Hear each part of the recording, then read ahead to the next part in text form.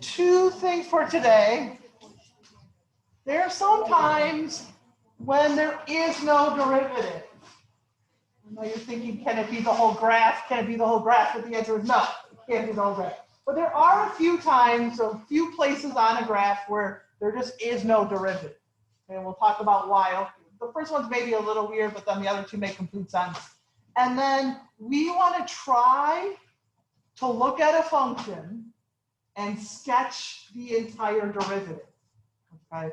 So we're just gonna, the more we pick up, the better, because eventually we're gonna be able to do it mathematically.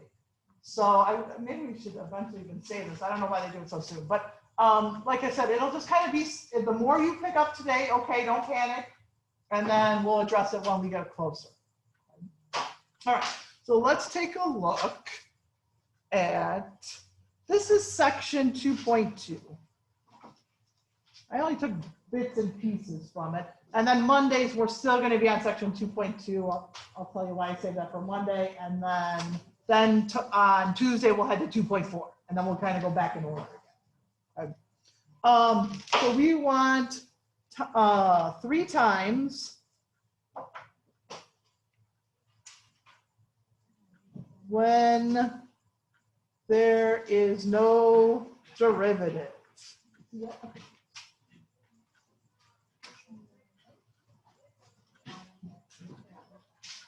3 times when there is no derivative.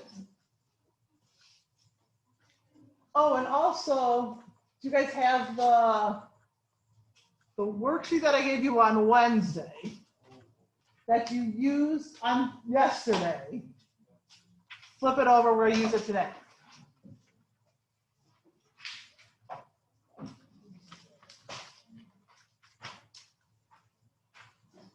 So I'll give you a second to find out. If you can't find out, I definitely have extras.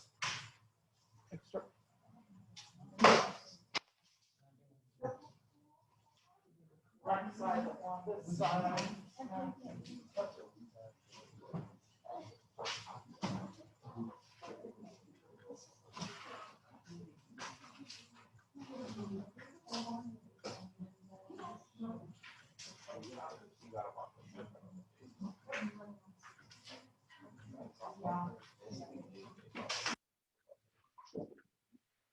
Okay, the first time is when there's a sharp corner.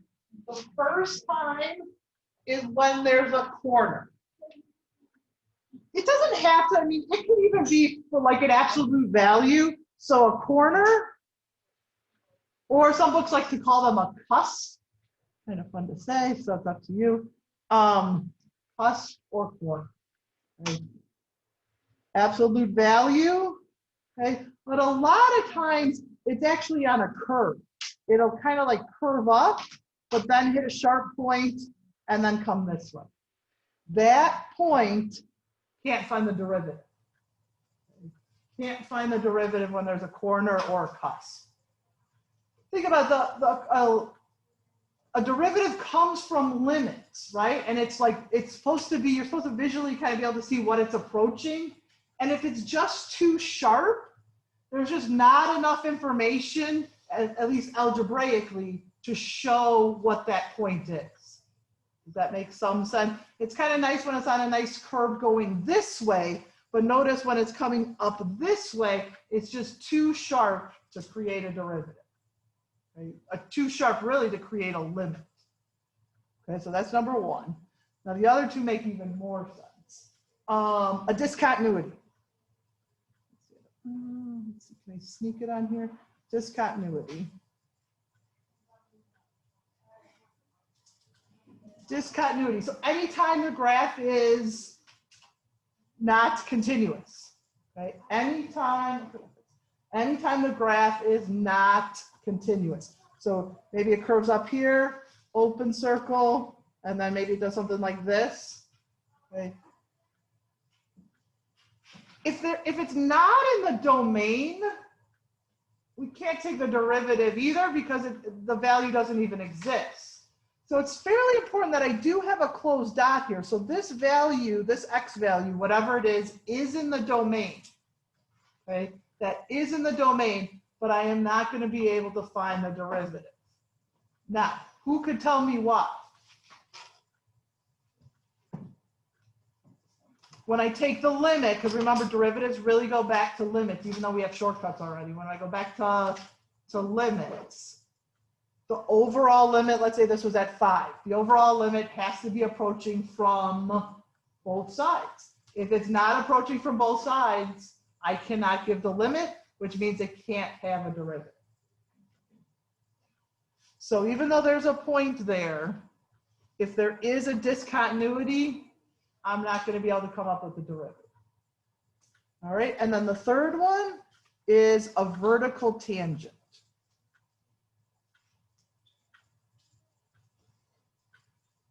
So if the graph comes so steep that at this one point, the tangent is really like almost no tangent, but the tangent would have to be straight up and down. That would be the tangent. This would be the tangent. Oh, hang on. Look at the nice picture too. That's a pretty good picture, so I gotta make sure I show that picture off. All right, now this makes sense too, because what's the slope of vertical lines? What's the slope of a vertical line? Undefined, it doesn't exist. So in this case, it almost kind of works. The limit doesn't exist because we're really technically, we are finding the slope. The slope doesn't exist, okay? So at this one point, if the tangent line actually becomes vertical, as far as algebraically, it's going to say the limit doesn't exist. In this one, it's kind of actually true, and it is actually showing slope, but algebraically, it's just going to come up, does not exist. So 3 places, okay, three places where you're, if we're calculating and we get that the derivative doesn't exist, it's one of these 3 places. One of these 3 is happening at that graph. And it's really hard for discontinuity, so there's a huge chance that it's actually 1 or 3. Okay? To be discontinuous, we almost have to have like a piecewise function, which means you put those pieces together and it would like be really clear when you see the function. So most of the time, if they give you an equation, most of the time it's 1 or 3. All right, so let's try some. Let's look at this picture. This came right from our book, but WebAssign didn't put it on. So you guys can thank WebAssign. That means I couldn't give you the homework. So I'll just do it in class. It's not super hard anyways, I think. So, okay. So 33. Can you tell me, what does it say? So this is our function. The graph is the f function. State the reasons and the numbers at which f is not differentiable. Okay, so can you give me an x value where the graph is not differentiable? So 33.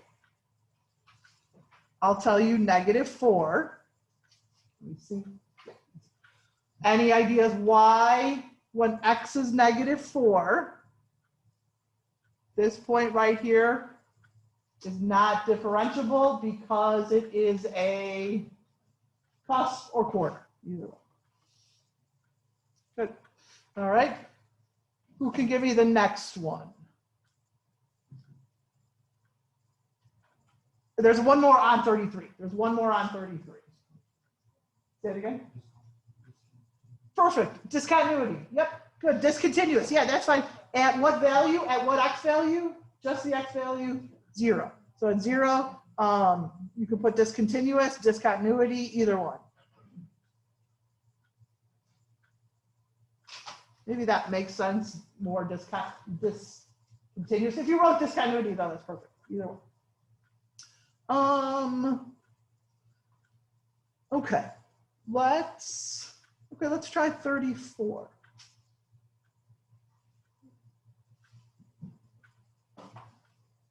If you said another one on 33, we'll maybe come back to it. All right, how about 34? 34, well, okay, who wants it? Does anyone want to try it?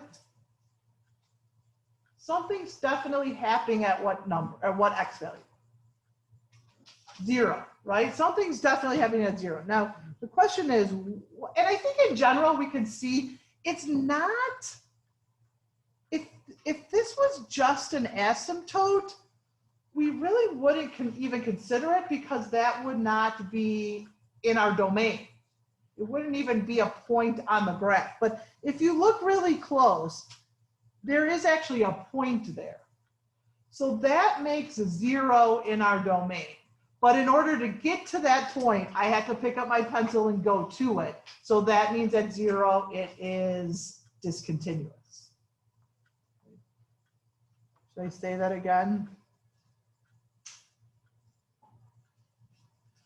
It's not necessarily because it's the asymptote, because the asymptote would not even be in our domain, and so we wouldn't even care about that x value. If it's not in our domain, then it doesn't really, that x value doesn't really even exist. We don't care about it. But because they stuck a point there, technically 0 would be in our domain.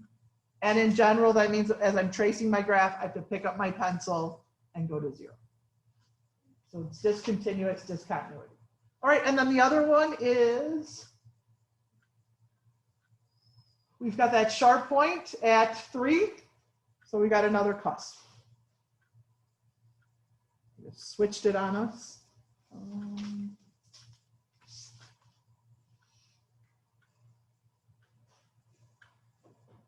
Okay, good. All right, let's do 35.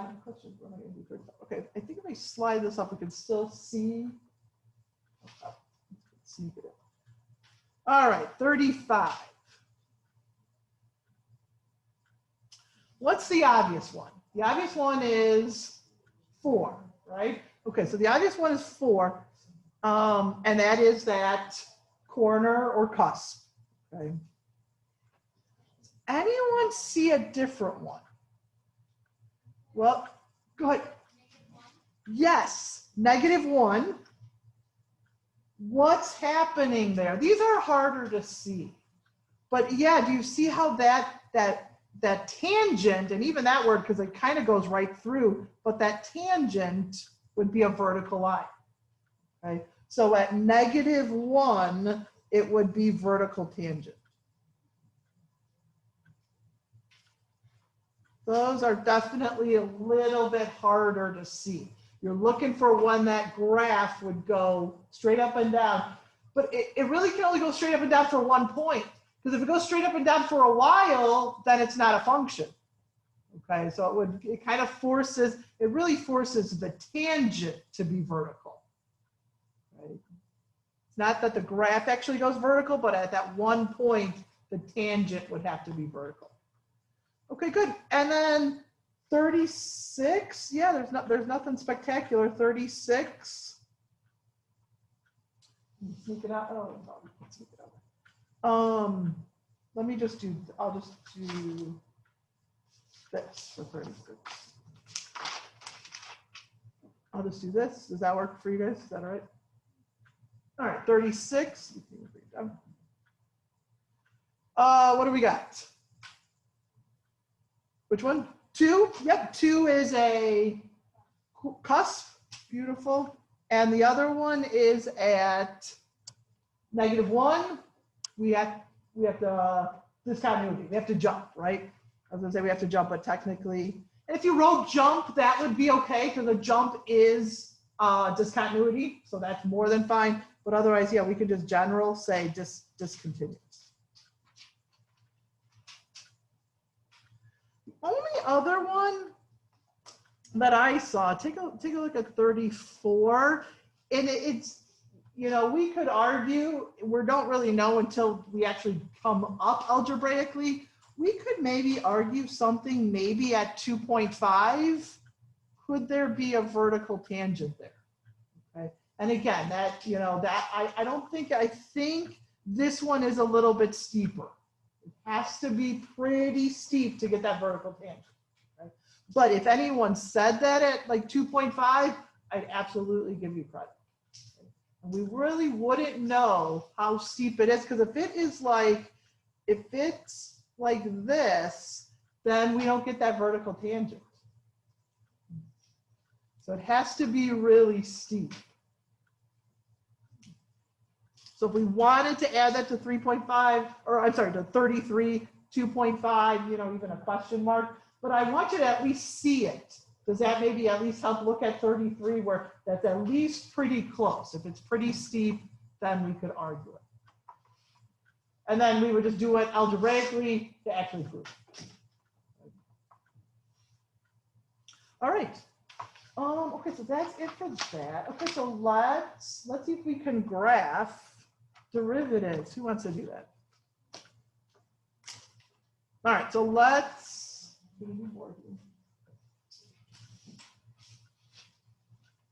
Okay, so the directions graph the derivative. It might, it could even say, I can zoom out just a little. It could even say sketch, because graph is, you know, this is a very loose interpretation, okay? Just enough to kind of get an idea. Okay, let's do, I'm just gonna do the homework. Let me see if I can, oh, here. All right, let's do this one and then we'll do some other ones. So our graph is, and our graph given is gonna kind of be sketchy, no pun intended. Okay. All right, so it is going to go here, here, here. All right.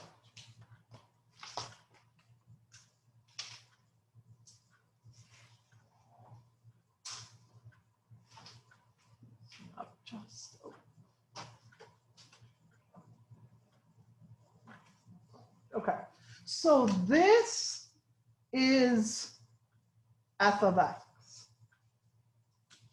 Can we give a sketch of the derivative?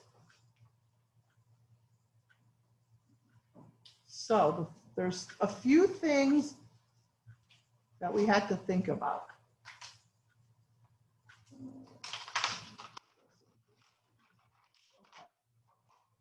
The one thing we want to definitely mark off is the high point. Because what is the derivative at that high point? Think of the tangent line there. What is the slope? Because remember, what are we graphing when we graph the derivatives? We're graphing the slope of every tangent line. We're graphing the slope, okay, of every tangent line. The x will be the same when, you know, let's say when x is -3, but on this graph, I'm graphing this slope. And what is that slope? 0. So when I'm over here at A, I need to have a point at 0.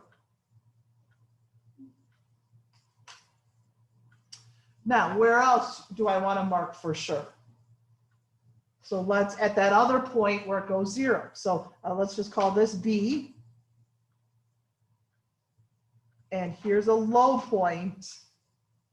But I don't actually really care that it's low right now. I care about the slope. The slope is 0. So when I go over here and mark off B, I have to be at 0.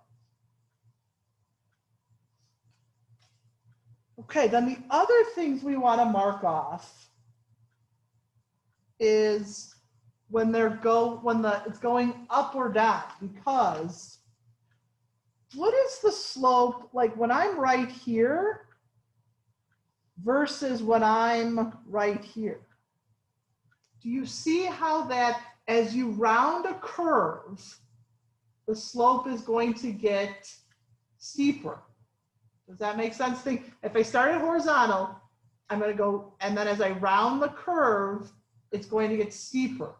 But at some point, if I'm headed, and it's usually halfway in between, if I'm headed back down to a 0, what's going to happen? At some point, I have to come and go flat again, right? So halfway in between a high and halfway in between, how do I want to say this? Let's say it like this. Halfway in between a 0 is actually going to be a high or low on my new graph. Halfway in between a high and low on my original will be a high and low on my derivative. Does that make any sense? Because my high point is actually on the derivative is actually 0. Right? The first becomes last, right? The highest now goes to 0. Okay, so and then the rest is, so we can even mark this maybe like as at C. I know something's going to be happening here at C. All these derivatives, which slope is steeper, this one or this one? My first line or my second line? First line is steeper, so that means it's bigger than my second one. Are these slopes positive or negative? Are those slopes positive or negative? They're going up the page, so they're positive. And this is like, let's say this is 4, let's say this is 3, let's say here this is 2, then it goes to 1/2 and then to 0. If it becomes less steep, then it's headed towards 0, but it's positive. So remember, this is positive, down here is negative. So all these slopes are positive, but they're headed towards 0. All those slopes are positive, but they're headed towards 0. What happens after this point? What does happen after this point? What would be the first slope after that point? It would be negative. Now those are negative. They start out flat, so they start out close to 0, and then they get steep up until this point. So they're negative, but they keep getting steeper and steeper, so they keep dropping down until this, my high-low point. My high-low point, what happens after my high-low point? They're still negative. They're still negative, but now they're going less, now they're getting less steep. This one versus this one. They're getting less steep, so that means they're approaching 0. So you have to think of the steepness of the line as well. Okay. In between the dots, you have to think about how steep the line is. If it's not very steep, it needs to be close to 0. If it's really steep, you need to be far away from the x-axis. All right, and then right here, it starts out pretty flat, and then by the time we get up here, it's really, really steep. So I start close to 0, but notice, are these lines positive slope or negative slope? Positive, so I better be above the x-axis. They start out pretty close to 0, and then they go really steep.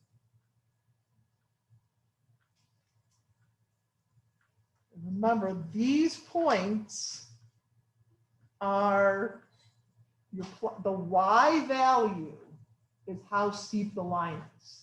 The y value is how steep the line is. So this should kind of look like a parabola. Okay. Now see if this makes any sense, and we're not going to do all polynomials, but if this graph, and you'd have to know this graph is something to the 3rd power. Okay. That would graph something that looks like that. What is the derivative of that?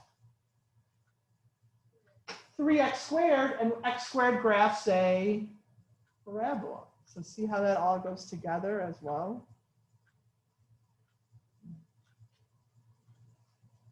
All right, let's try another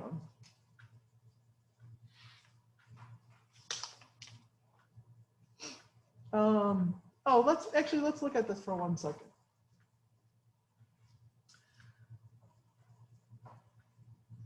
Oh, that's okay.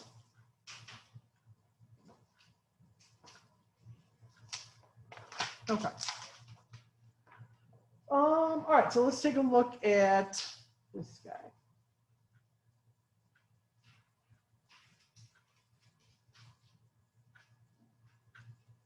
So it, should have printed these out. It curves and then comes like this and then does the same thing. Oh, are we ready for this one? This one's kind of hard. All right, we'll do it.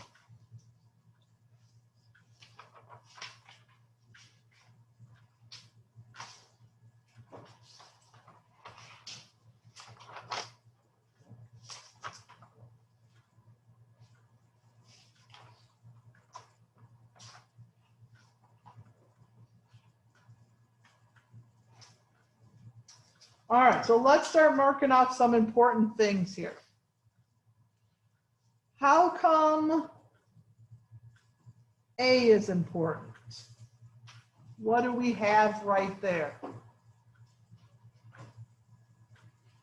That's where it changes, like from, so here it's going to be flat to steep, and then after that point it's going to be steep to flat. Maybe that's the best way to say it. Do we see how A over here would probably have the steepest slope? I definitely want to mark this one. How come I want to mark B? B is going to be at 0. This one here, same thing. This guy here is where it's going to be the steepest. And then what's going to happen after that, it's going to start to flatten out again. That might be the easiest one to see too. This would kind of be the steepest, and that's where it transitions over to going back down again. So let's see. I definitely want to mark off D. D is 0. And then there's probably one more right here.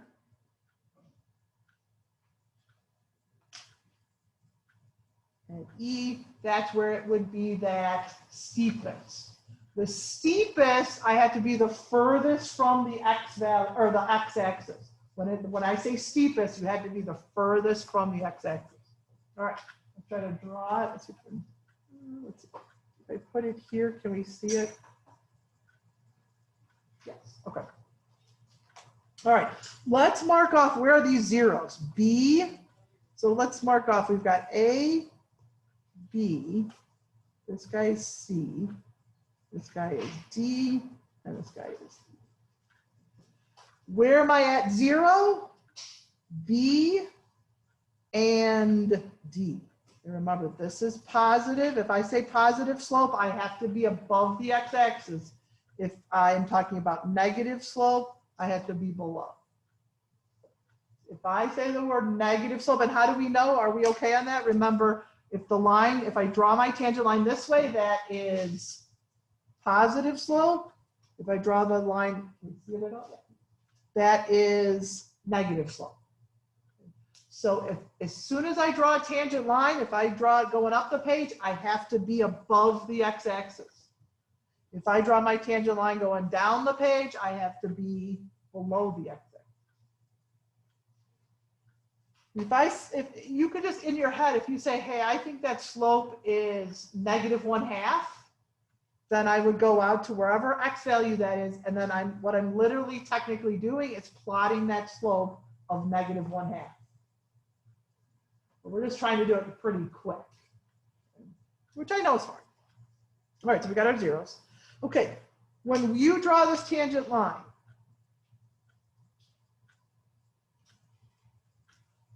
is it positive or negative? It is a negative slope, and it's pretty flat, so that means I better be pretty close to 0. And as I travel here to this point, the lines are getting steeper. So that means I should be further away from the x-axis. So it starts at A, it starts pretty close, and then it gets, no, before A, right? At A, I should be the furthest away. At A, I should be the furthest away. So prior to A, it's negative, and it's getting steeper. At A, I should be the furthest away. Now, what's happening after? These are still negative, but do you see how they're getting less steep? They're still negative, but they're getting less steep until I hit B, which they hit at a level of 0. So they're getting, I think this actually, it kind of goes like this. It gets less 0, I'm sorry, it gets less steep until it heads to 0. The closer you are to the x-axis, the less steep you're saying the slope is. That's a good rule of thumb. Let's say that again. The closer you are to the x-axis, the less steep your slope is. The further away, the steeper. Right? All right. Now, what was happening at C? Does anyone remember? This is kind of confusing. It looks like we're at 0. We don't really care that we're at 0. C is actually where it is the steepest. C is where it is the steepest. Remember, if it's halfway in between our horizontals, that's where slope is actually going to be the steepest. But what happens over here? Is my slope positive or negative? My slope is now positive, which is good because I'm at 0. So up until C, my slope gets steeper and steeper and steeper till I hit C. That's where it's the steepest. And then what happens from C to D? It gets flatter and flatter and flatter, which means I head down towards D because D is 0. Okay, and then from D to E, my slope is negative, and it's getting steeper and steeper and steeper. So from D to E, I have to be negative, and I have to be getting further away because it's getting steeper. And then after E, it starts to level off. So after E, it comes back. But this will always have some small tangent negative. Some small tangent that has a negative slope. So I will always stay below the x-axis.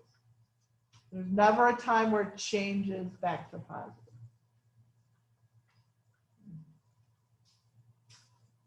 All right, let's try another one.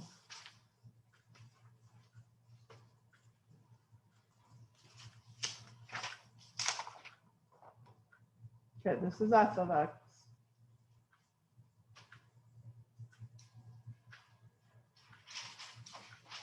It's going to be a w. So this comes down, goes up, comes down, goes up. Pretty good graph.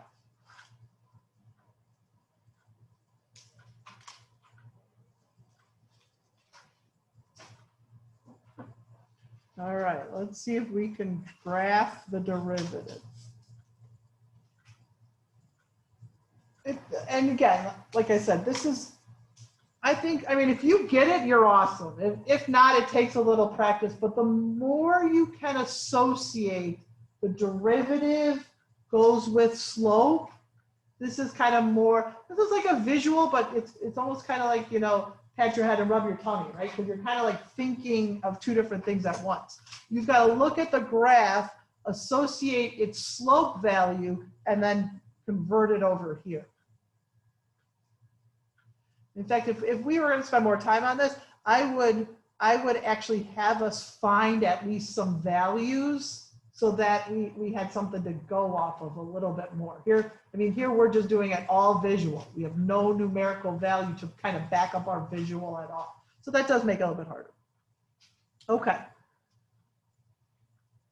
Let's mark off these, and it doesn't have to go in order. How come I care about A? A has a horizontal, okay? So when I'm at A, I better be at 0. How about this one up here? This guy here, we'll call it B. Where should I be at B on my derivative? I'm going to actually have to be at 0, right? For B, I want to be at 0. Oh, let's see. What else? How about down here? At C, we'll call it C. I better be at 0. Not because this graph is touching 0. It has nothing to do with the graph touching 0. Why is it going to be at 0? Because its slope is 0. Its slope is 0. All right. So what happens halfway in between? What are we on? D, we'll just call it D. That's okay.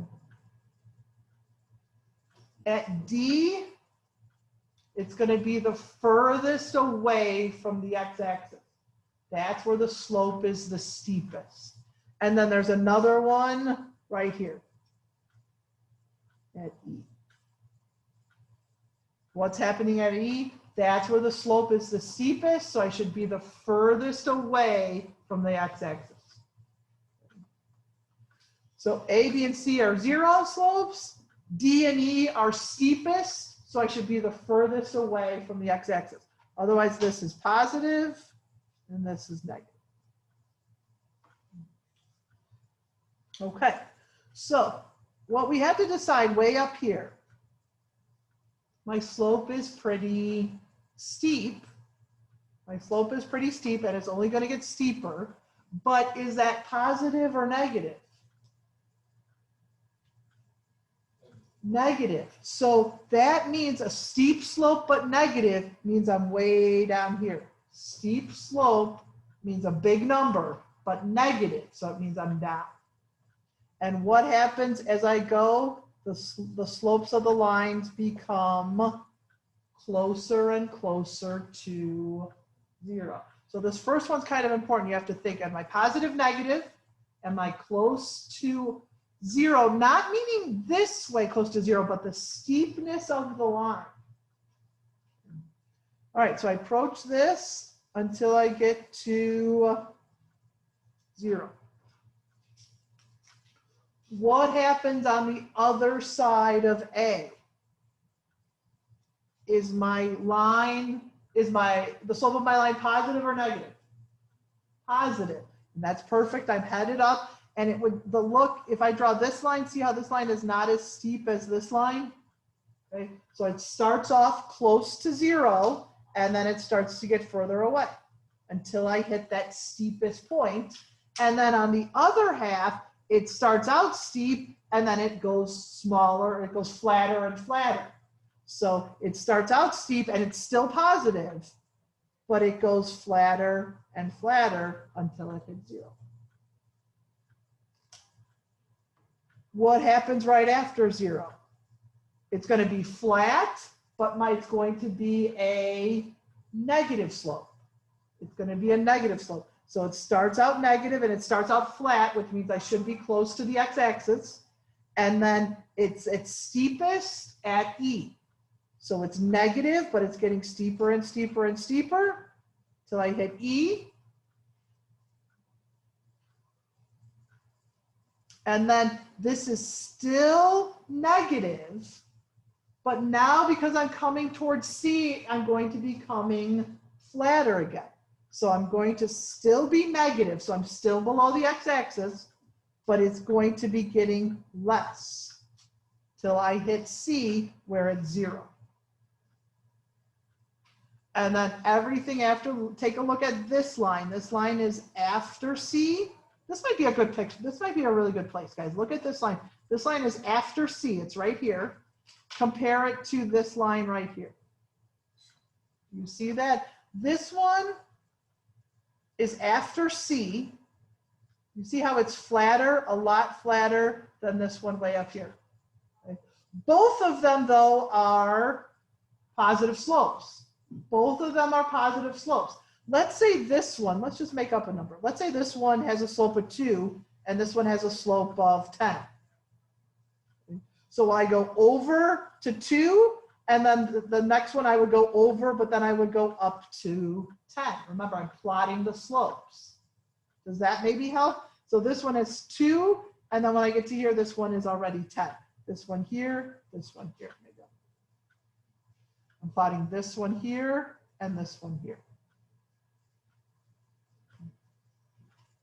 So you can also do that. You have to think about, if it's not very steep, make up a number close to 1.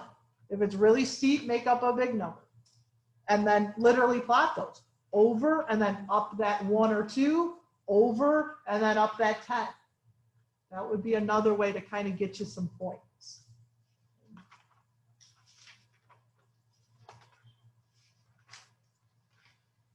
Okay, let's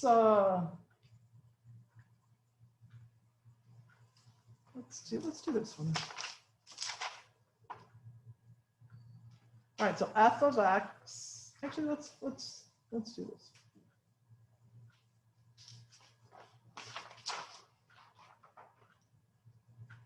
Let's do a half circle. Oh, maybe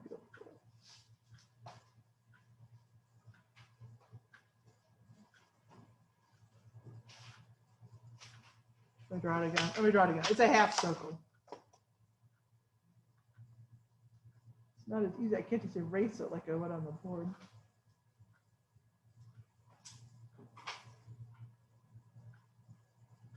Okay, that's about as good as we're gonna get. Okay. Maybe this might not be too bad. The only point that I'm really going to care about is this guy here. And because I don't have, remember, that high and low point, the high and low point has to be between a high and low in my graph. So for this one, okay, let's call this A. Where is A going to be on my derivative?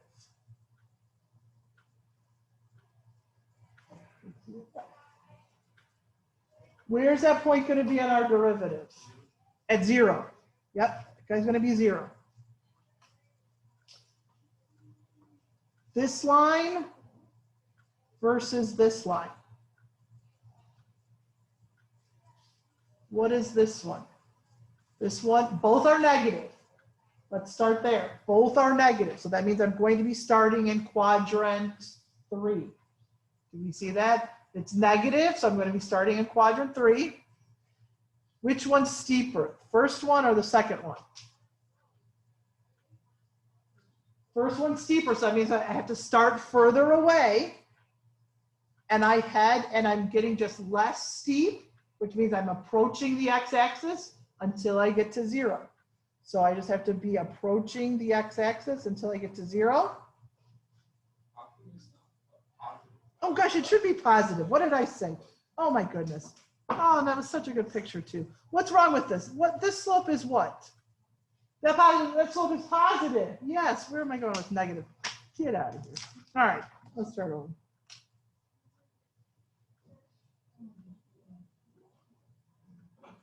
Should be easy enough to draw. Yeah, look at that slope. Let's draw those lines again. Let's draw this line versus this line. Yeah, but those slopes are what? Both of those slopes are going up the page. Both of those slopes are positive. All right, let's do this.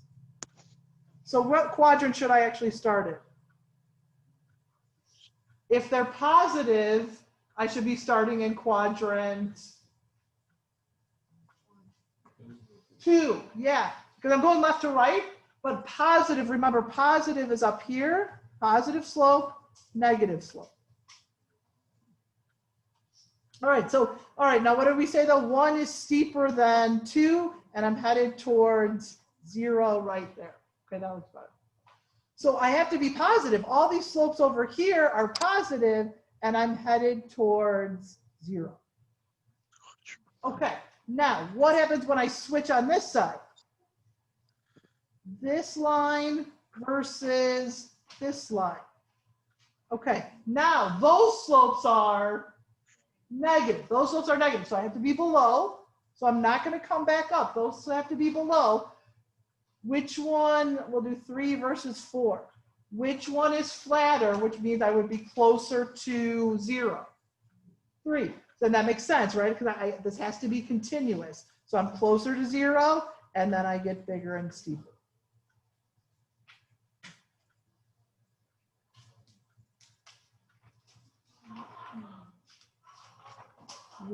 Okay, we did that one. We did that one. We can fix those. All right. So we'll have to end there. Okay, so those that we did are on your homework. I think there's 2 more, but you don't have to sketch this on your homework. You just have to pick which one it is. Okay. So use your notes to do the ones that we did. And then there's 2, at least give them a try. So there's no new homework. These problems were on yesterday's. Okay. So you can now do all the homework except the first assignment, number 5. And that's extra credit. And I will change that this weekend for sure. Okay. So nothing new should have popped up. But now you should be able to finish everything except problem 5 on the first assignment. That's extra credit. All right. How many questions do you have to homework? Say that again. On the.